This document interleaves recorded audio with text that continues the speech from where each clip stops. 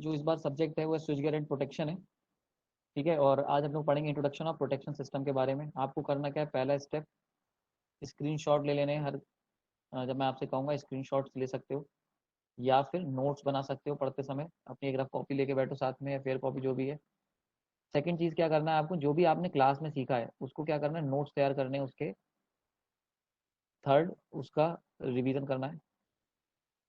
ये जो नोट्स होंगे ये ही आपके असाइनमेंट की तरह वर्क करेंगे। ठीक, आई होप ये सबको क्लियर होगा। इसी तरीके से पूरी हर दिन क्लास चलेगी, ये रूल आपको फॉलो करना होगा। वीक में 2 से 3 क्लासेस मैं लूंगा, उसमें हम लोग कवर करने की कोशिश करेंगे अपने प्रोजेक्ट को, सब्जेक्ट को। ओके,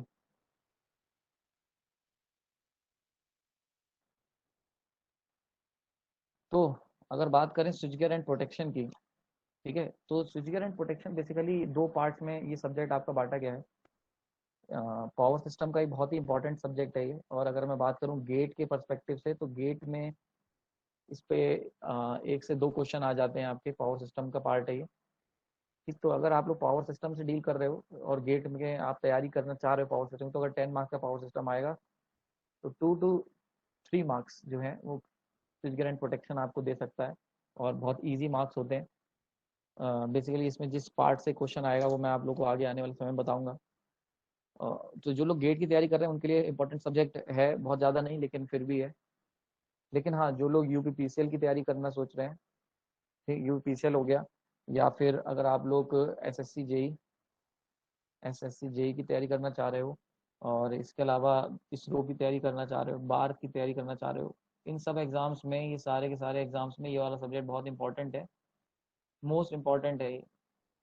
ठीक है, खासकर यूपीपीसीएल में, यूपीसीएल के एग्जाम्स में बहुत क्वेश्चन आते हैं स्विच गियर एंड प्रोटेक्शन से। तो इसीलिए इसको थोड़ा ध्यान से देखना। ये मिक्सचर है, ये आपने पावर सिस्टम जो पढ़ा होगा उसका, plus machine, plus measurement, plus और पावर इलेक्ट्रॉनिक्स, ये इन सब का आपका मिक्सचर है। इसीलिए इसको ज़रा ध्यान से देखना। अगर आपने ये पूरा सब्जेक्ट ढंग से पढ़ा तो आप ये सारी चीज़ें रिवाइज कर पाओगे इसके थ्रू। ठीक है, तो हम लोग कोशिश करेंगे कि इसको थोड़ा सा और अच्छा बनाया जाए इसको। कुछ क्वेश्चन हम लोग गेट के भी डिस्कस करेंगे आने वाले समय में। तो चलो शुरू करते हैं। तो इसमें ये जो पूरा सब्जेक्ट है आपका, ये बेसिकली इसको 2 पार्ट्स में तोड़ा गया है। इसमें एक है प्रोटेक्शन पार्ट है, प्रोटेक्शन और switch gear. Switch gear basically use किया गया है इतने तरीके का, ये सर्किट ब्रेकर को रिप्रेजेंट करने के लिए यूज़ किया गया है, सर्किट ब्रेकर। ठीक है, और प्रोटेक्शन वाला पार्ट जो है ये बेसिकली आपको रिले के लिए यूज़ किया गया है, यानी कि आने वाले, अभी देखते हैं आगे वाली स्लाइड में किस तरीके से। तो ये वाला पार्ट जो है प्रोटेक्शन वाला एंड स्विच गियर वाला, तो ये प्रोटेक्शन जो है ये आपका फर्स्ट पार्ट है। यानी कि शुरुआत की अगर 2 यूनिट जो है, 2 से 3 यूनिट, 2 to 3 यूनिट वो जो है इसी पार्ट पे डील करेंगी, प्रोटेक्शन पे। ठीक, और लास्ट का जो चैप्टर है, लास्ट पोर्शन जो है वो सर्किट ब्रेकर या जो भी हम पढ़ेंगे वो स्विच गियर पे डील करेगा। ठीक है, तो पहला हम लोग फर्स्ट पार्ट प्रोटेक्शन पढ़ेंगे, सेकंड पढ़ेंगे कि स्विच गियर के ऊपर थोड़ा सा देखेंगे उसको।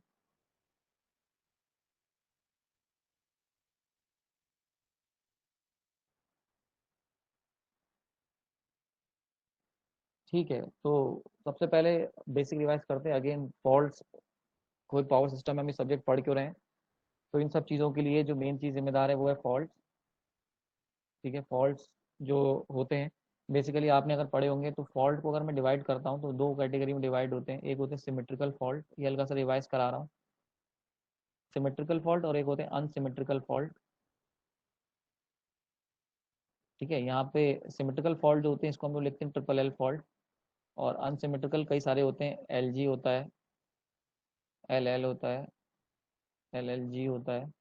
ठीक, ये कुछ तरीके से थे जो होते हैं, जिसमें से इन सब में ये जो ट्रिपल एल फॉल्ट होता है, ये बेसिकली क्या होता है, अगर मान लेते हैं एक ट्रांसमिशन लाइन है, 3 ट्रांसमिशन लाइन जा रही हैं, ठीक है, और ये तीनों लाइनें यानी कि आर वाई और बी, ये तीनों फेज अगर आपस में मीट कर गए तो इसे हम कहेंगे ट्रिपल एल फॉल्ट। ठीक, एल जी फॉल्ट बहुत कॉमन है कि आपके पास ट्रांसमिशन लाइन जा रही है और वहाँ पे क्या हुआ, एक ग्राउंड से टच हो गई, तो ये एल जी फॉल्ट होता है। एल एल फॉल्ट में क्या होता है, अगेन इसमें तीनों लाइन में से केवल 2 लाइनें, कोई भी 2 लाइनें, या तो ये दो या फिर ये दो, कोई 2 लाइनें अगर आपस में टच करेंगे तो वहाँ पे एल एल फॉल्ट होता है। एल जी फॉल्ट क्या होता है, इसके अंदर क्या होता है कि अगर आपके पास ये 3 ट्रांसमिशन लाइन है और कोई 2 आपस में टच कर गई, प्लस उनके साथ साथ वो ग्राउंड से भी टच कर गई, तो ये जो होता है L G fault, L G यानी कि एल एल और जी, एल एल जी फॉल्ट आपका पिक्चर में आ जाएगा। ठीक है, एल एल जी फॉल्ट। पूरा जो सिस्टम है इस तरीके से बताया गया है कि आपके पास 3 तरीके के फॉल्ट हो सकते हैं अनसिमेट्रिकल। हाँ, तो अनसिमेट्रिकल फॉल्ट जो होते हैं ये काफ़ी इंपॉर्टेंट है, ये इंपॉर्टेंट है काफ़ी। सिमेट्रिकल फॉल्ट होने के चांसेस बहुत कम रहते हैं, क्योंकि तीनों लाइनें आपस में मीट कर जाएं, ये बहुत रेयर होता है। सबसे ज़्यादा 85% फॉल्ट जो होते हैं 100 में से वो एल जी फॉल्ट होते हैं, ये बहुत क्वाइट कॉमन है। और इन केस में क्या होता है, तुमने देखा होगा, इसका एग्जाम्पल देख सकते हो कि जैसे मान लेते हैं एक पोल है, ठीक है, उस पर एक वायर जा रहा है। तो कभी कभी क्या होता है जब क्लाउड ज़्यादा होते हैं, बारिश हो रही होती है, तो क्या हुआ कि रेन ड्रॉप गिरी, उससे क्या हुआ, ये जो पोल था इस पे चारों तरफ इस पे रेन की ड्रॉपलेट आ गई, और यहाँ पे इंसुलेटर लगे होते हैं, ये पूरे इंसुलेटर होते हैं यहाँ पे। ठीक है, तो ताकि पोल इसको टच ना करे, तो रेन ड्रॉप ने क्या करा, इस इंसुलेटर को भी कवर कर दिया। तो जैसे ही ऐसा हुआ तो पूरा एक डायरेक्ट पाथ बन गया, और करंट एकदम से इसके अंदर से होते हुए ग्राउंड में चला गया। तो ये एलजी फॉल्ट होता है, इसीलिए बहुत कॉमन है, ये तुमने देखा होगा।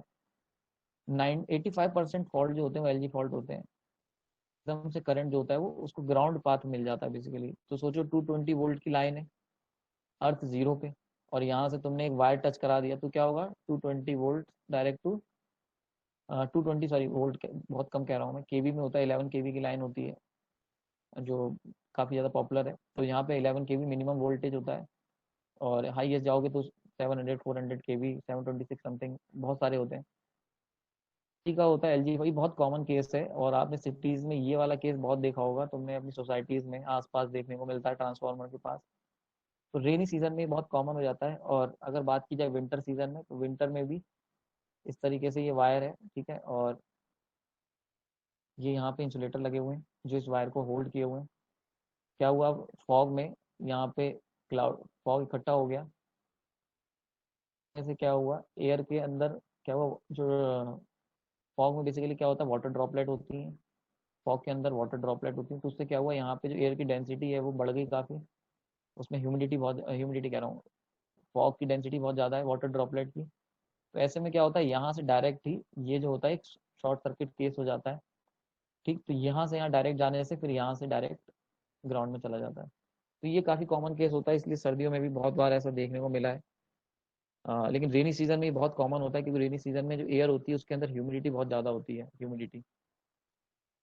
तो कभी कभी बारिश होने की वजह से भी होता है, बारिश ना होने से ह्यूमिडिटी अगर बहुत ज़्यादा है तब भी डायरेक्टली लाइन जो है वो टॉवर से एक स्पार्क डेवलप होता है और सारा करंट ग्राउंड में चला जाता है। तो ये भी एलजी फॉल्ट की कैटेगरी में आता है।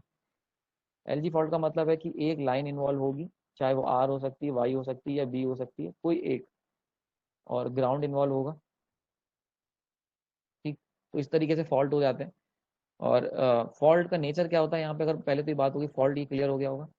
फॉल्ट का नेचर क्या होता है, तो फॉल्ट का नेचर बहुत सिंपल सी बात है कि अगर फॉल्ट हुआ है, यानी कि आप ये मान के चलो एक बहुत हाई वोल्टेज को आपने 0 वोल्ट से कनेक्ट कर दिया, तो ऑब्वियस सी बात है एक बहुत हैवी करंट फ्लो करेगा। तो हाई की जो वैल्यू होगी वो बहुत हैवी हो जाती है, बहुत हाई, और वोल्टेज जो होता है इस पॉइंट पे बहुत लो हो जाता है। क्यों, क्योंकि एक शॉर्ट सर्किट की तरह बिहेव करता है।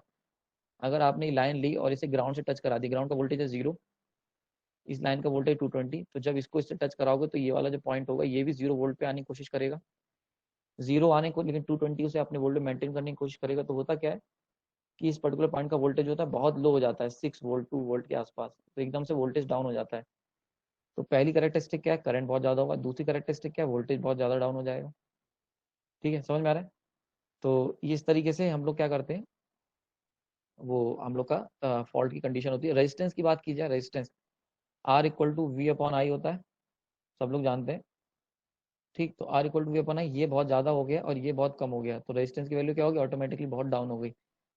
तो तीसरा ट्रेड जो है वो क्या होता है, रेजिस्टेंस या फिर इम्पिडेंस होता है, वो भी डाउन हो जाता है। तो ये 3 फीचर हैं जो फॉल्ट जब होता है तो आपको देखने को मिलते हैं। एलजी फॉल्ट की बात कर रहा हूँ यहाँ पे मैं, और फॉल्ट हम लोग कंसिडर नहीं करेंगे, क्योंकि इस पूरे जो आने वाली पूरी स्टडी है इसमें हम लोग ऐसे फॉल्ट के ऊपर ज़्यादा ध्यान देंगे जो बहुत ज़्यादा होता है अकरेंस, यानी कि एलजी फॉल्ट। तो पूरा का पूरा हम लोग का जो हमारी कोशिशें रहेंगी वो एलजी फॉल्ट को समझने पर रहेंगी। तो एलजी फॉल्ट सबसे ज़्यादा होता है, इसीलिए हम लोग उसे कंसिडर कर रहे हैं। तो उसकी 3 फीचर हैं एलजी फॉल्ट के। सबसे पहला कि करंट बहुत ज़्यादा होगा, दूसरा वोल्टेज बहुत कम होगा, और तीसरा जो होगा उस पॉइंट पे इम्पिडेंस की वैल्यू भी अगेन कम हो जाएगी, क्योंकि इम्पिडेंस आपके Z इक्वल टू कितना होता है, V अपॉन आई होता है। ये बढ़ रहा है, ये कम हो रहा है, तो ऑटोमेटिकली ये क्या होगा, बहुत कम हो जाएगा। ठीक है, इस स्लाइड को नोट कर लो, इसका स्क्रीनशॉट ले लो।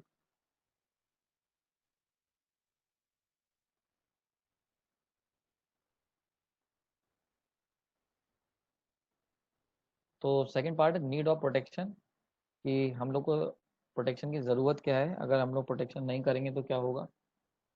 तो ये बहुत सिंपल सा कॉन्सेप्ट है, ये आप सब लोग जानते हो कि प्रोटेक्शन की क्यों ज़रूरत पड़ी। भाई पावर सिस्टम तुम लोग अगर बना रहे हो, पावर सिस्टम में यहाँ पे आपका अल्टरनेटर होता है, देन यहाँ पे ट्रांसफार्मर्स होते हैं, देन उसके बाद ट्रांसमिशन लाइंस होती हैं, यहाँ पे आपका लोड का ट्रांसफार्मर होता है, देन यहाँ पे लोड लगा होता है।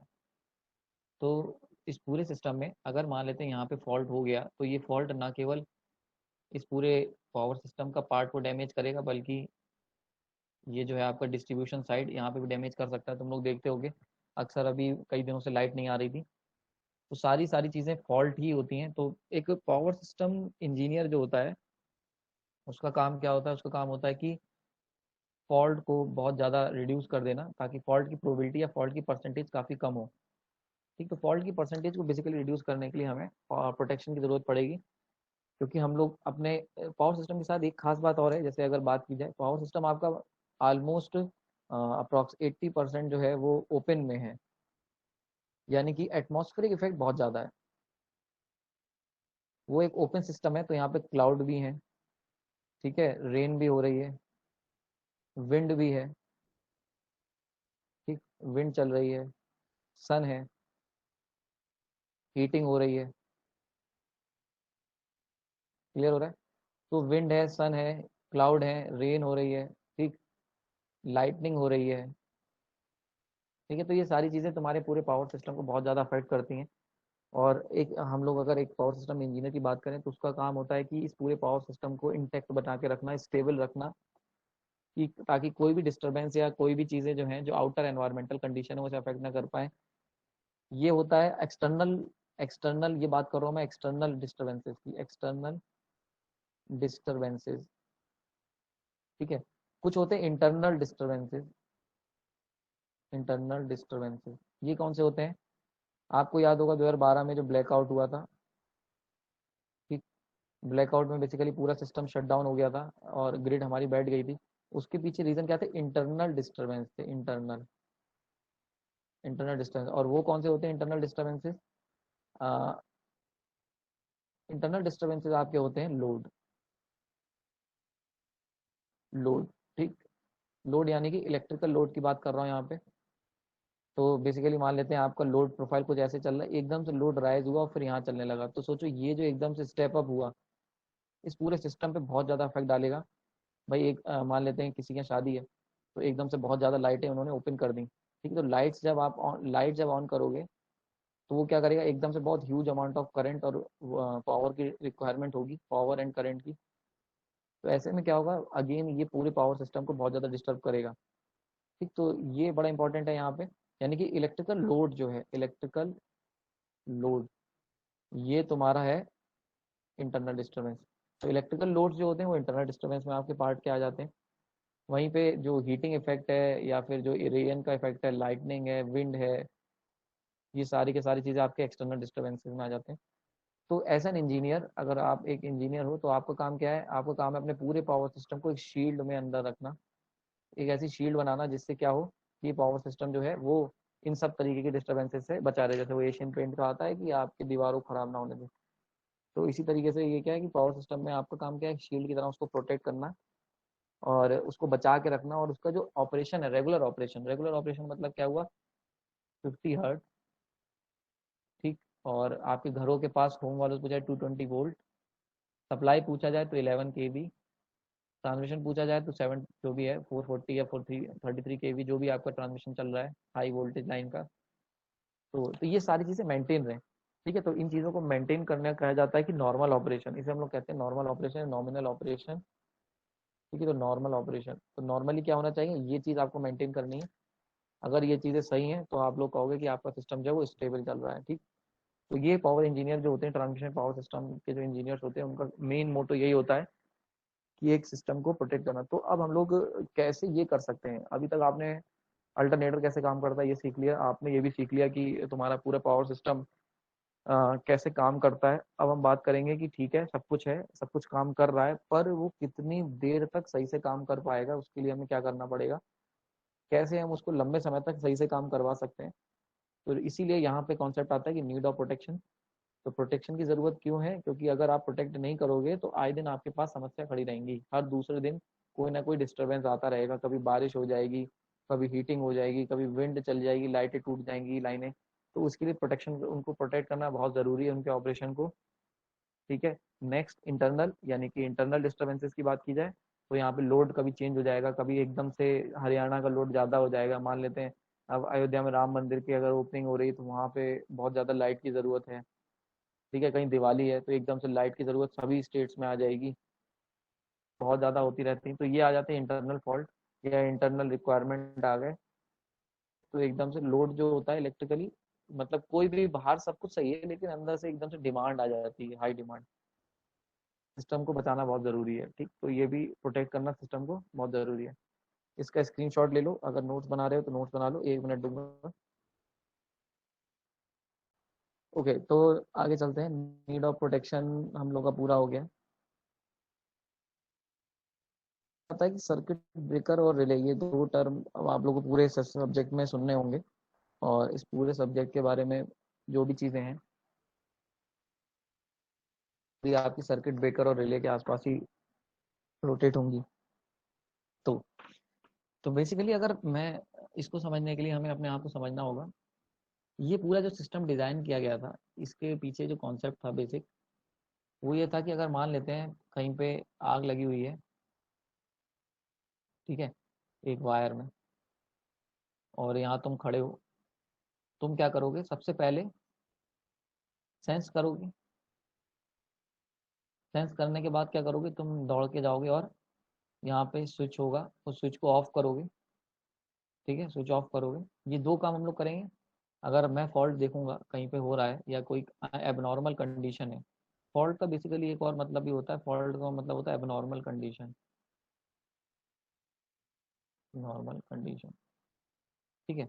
तो हमारी टेंडेंसी होती है कि हम लोग फॉल्ट तो हमें नहीं पता, हम एबनॉर्मल कंडीशन जानते हैं। जैसे कि अगर मानते हैं कि रोज इस वायर में करंट जाता है, ठीक है, लेकिन आज इस वायर में करंट फ्लो नहीं हो रहा है, तो हम कहेंगे एक फॉल्ट हो गया है।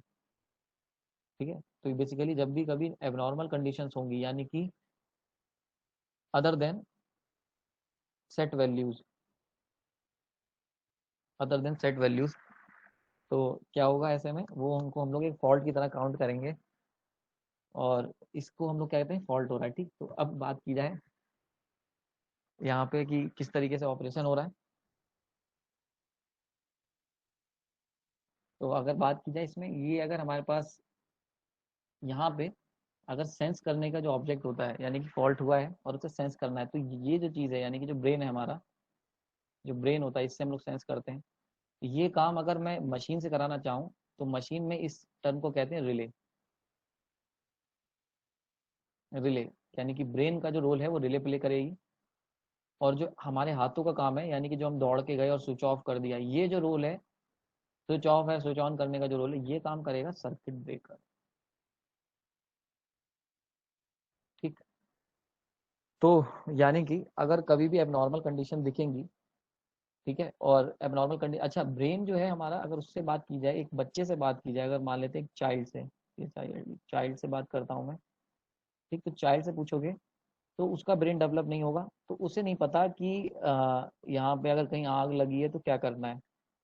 तो हम लोग क्या करते हैं, उसके जो ब्रेन होता है उसको हम लोग इंस्ट्रक्शन देते हैं, एक बच्चे को ट्रेन करते हैं कि देखो अगर यहाँ पे आग लगी है तो इसका मतलब है एबनॉर्मल कंडीशन, और ऐसे में तुम्हें क्या करना है, तुम्हें सर्किट यानी स्विच को, तुम्हें स्विच ऑफ कर देना है। ठीक, ये होता है ब्रेन को ट्रेन करने का तरीका। सेम यही लॉजिक यहाँ पे यूज होता है। तो यहाँ पे अगर मैं ऑटोमेटिक की बात करूँ तो रिले होगा, रिले के अंदर हम लोग क्या करेंगे, सेट कंडीशंस डालेंगे, 50 हर्ट्ज, 220 वोल्ट, और एक करंट की वैल्यू आई किस रेंज में 1 से 10 एम्पेयर, जो भी, ये एक एग्जांपल है जस्ट। ठीक। तो रिले रिले से हमने कह दिया कि देखो बेटा ये चीजें हैं नॉर्मल, अगर ये चीजें हो रही होंगी तो तुम कहोगे गुड, अच्छा काम चल रहा है। अगर इनके अलावा कोई भी चीज होती है तो तुम कहोगे एबनॉर्मल कंडीशन। और ऐसे में क्या होगा, तुम क्या करोगे, बल्ब को सायरन बजा दोगे चारों तरफ, यानी कि एबनॉर्मल कंडीशन है। तो पहले पिक्चरों में दिखाते हैं सायरन बजेगा, लेकिन रिले का काम है ऑटोमेटिक करना। तो रिले क्या करेगी, डायरेक्टली सर्किट ब्रेकर को कंट्रोल करेगी, आई मीन स्विच को ऑफ कर देगी। ठीक है, ये स्विच है इसे ऑफ कर देगी, ये काम होता है रिले का। तो ब्रेन की जगह रिले आ जाती है। ठीक है। और स्विच की जगह, ठीक, स्विच की जगह सर्किट ब्रेकर। ठीक। तो ये हो गया सर्किट ब्रेकर और रिले। ठीक है, इसका स्क्रीनशॉट ले लो, इसमें थोड़ा सा और डिस्कस करते हैं, एक स्क्रीनशॉट ले लो, या नोट करना है तो नोट कर लो। तो यहाँ पे ये जो मैं सर्किट रिले बता रहा था, तो यानी कि अगर कहीं पे नॉर्मल और एबनॉर्मल, ये जो दो कंडीशन है इनको सेंस करेगी रिले। ठीक है। उसके बाद वो क्या करेगी, ट्रिप सिग्नल जनरेट करेगी। वो सिग्नल जाएगा सर्किट ब्रेकर में, और वो सर्किट ब्रेकर क्या करेगा, टर्न ऑन या फिर ऑफ करेगा स्विच को। ठीक है। तो ये जो है तुम्हारा पूरा काम ऑपरेशन होता है। यानी कि अगर बात की जाए तो कहीं पे पावर सिस्टम में लाइन अगर जा रही है, यहाँ पे एलजी फॉल्ट हो गया, इस फॉल्ट को सेंस करेगी रिले। ठीक। उसके बाद ये रिले क्या करेगी, ये इंस्ट्रक्शन देगी, यानी कि ये आपका इंस्ट्रक्शन देगी सर्किट ब्रेकर को, ये क्या करेगा, ऑन या फिर ऑफ करेगा इस लाइन को। ठीक। तो ये पूरा इस तरीके से सिस्टम काम करता है आपका। ये वर्किंग हो गई कि आपकी किस तरीके से वर्किंग करता है ये। तो जो नॉर्मल, यानी कि सेंसिंग जो हम लोग ब्रेन से करते थे, वो ऑटोमेटिकली अगर उस सेंस को तुम्हें करवाना चाहते हो तो ये काम हो जाता है रिले का। रिले कैसे सेंस करेगी इसको हम लोग आने वाले क्लासेस में पढ़ेंगे। और ठीक है, सर्किट ब्रेकर कैसे काम करेगा ये नेक्स्ट पार्ट है आपका, ये काफी दूर का पार्ट है, इसे हम थोड़े दिनों बाद, यानी कि लगभग लास्ट यूनिट या सेकंड लास्ट यूनिट से हम लोग सर्किट ब्रेकर पकड़ेंगे। तो सर्किट ब्रेकर के अंदर बहुत ज्यादा कॉन्सेप्ट नहीं है, क्योंकि उसमें क्या है कि आप सर्किट ब्रेकर जस्ट एक स्विच की तरह है। आप कितना अच्छा सर्किट ब्रेकर है, वो कितना अच्छा स्विच है, इस पे डिपेंड कर सकता है ये। ठीक है। तो ये इसके अंदर केवल अच्छा और बुरा होगा, लेकिन रिले जो है इसको बहुत डिटेल में पढ़ना पड़ेगा। रिले आपकी ये बताएगी कि कितने तरीके किससे ऑपरेशन करवा सकते हो, क्योंकि देखो रिले एक तरीके का एआई ऑपरेशन है, ऑटोमेटिक एक आर्टिफिशियल इंटेलिजेंस हम लोग डेवलप करने की कोशिश करेंगे। और देखेंगे कि इस पूरे प्रोसेस में आर्टिफिशियल इंटेलिजेंस डेवलप करने के लिए हम लोग कौन कौन से लॉज का इस्तेमाल करेंगे। तो और इलेक्ट्रिकल रिले की बात कर रहे हैं तो इलेक्ट्रिकल क्वांटिटीज हम लोग यूज करेंगे। तो बेसिकली रिले को डेवलप करने के लिए जो क्वांटिटीज यूज होती हैं वो कौन कौन सी हो सकती हैं, एक तो वोल्टेज, एक करंट, ठीक है, पावर फैक्टर, फ्रिक्वेंसी, ठीक, इम्पिडेंस। तो ये सारी चीज़ें जो हैं ये यहाँ पे हम लोग यूज़ करेंगे। मैंने तुम्हें बताया था अभी थोड़ी देर पहले कि अगर कहीं पे एलजी फॉल्ट हुआ है तो एलजी फॉल्ट होने से क्या होगा, वहाँ का वोल्टेज डाउन हो जाएगा, करंट राइज हो जाएगी, और इम्पिडेंस डाउन हो जाएगा। तो अगर मैं कैसे सेंस करूंगा, एक रिले एक तरीके का, मान लें एक रोबोट है, एक रोबोट है, उसे नहीं पता, वो देख नहीं सकता गर्मी आग निकल रही कि नहीं, उसे बस इतना पता है, हमने उसमें सेट कर दिया कि अगर करंट की वैल्यू 1 to 10 एम्पियर है तो नॉर्मल है, और 10 से ऊपर जा रही है, यानी सॉरी 10 से ऊपर जा रही है करंट, ठीक, तो इसका मतलब क्या है, वो फॉल्ट है। तो रिले रोबोट जो है, वो रिले जो है वो बेसिकली रोबोट है, वो क्या देखेगा, उसके पास एक लेवल होगा, उससे कंपेयर करेगा 10 से। तो अगर तुम्हारी करंट 1 एम्पियर है, ठीक है, 2 3 समथिंग, 10 एम्पियर पहुंची, ये हो गया, अभी वो सर्किट में, लेकिन जैसे ही तुम्हारी एम्पियर 11 एम्पियर पहुंचेगी, तुरंत कंडीशन क्या आ जाएगी, लॉजिकल ऑपरेशन परफॉर्म होगा, ग्रेटर देन और इक्वल टू वाला। तो ग्रेटर देन ऑपरेशन परफॉर्म होगा, और तुरंत ही रिले क्या करेगी आपकी, जो है उस सिग्नल जनरेट करेगी, और उससे सर्किट ब्रेकर क्या होगा, ट्रिप हो जाएगा, यानी कि सर्किट ब्रेकर जो है वो ट्रिप कर देगा। ठीक। तो इस तरीके से काम होगा रिले का। ऐसे voltage, current, power factor, frequency, impedance और भी बहुत सारी चीज़ें हैं, उनको हम लोग आगे डिटेल में देखेंगे कि कैसे काम करती है एक रिले। ठीक है, इसमें से चाहो तो नोट कर लो या स्क्रीनशॉट ले लो इसका। ठीक है, तो थैंक यू क्लास। में हम लोग थोड़ा सा और अंदर देखेंगे पावर सिस्टम के, और किस तरीके से यहाँ पे, क्योंकि जो हमने अभी सीखा है रिले, पहले हम लोग रिले के ऊपर वर्क करेंगे कि रिले किस तरीके से वर्क करेगी। ठीक है, तो ये क्लास यहाँ पे आज इतनी रखते हैं, नेक्स्ट क्लास में हम लोग इसके आगे डिस्कस करेंगे।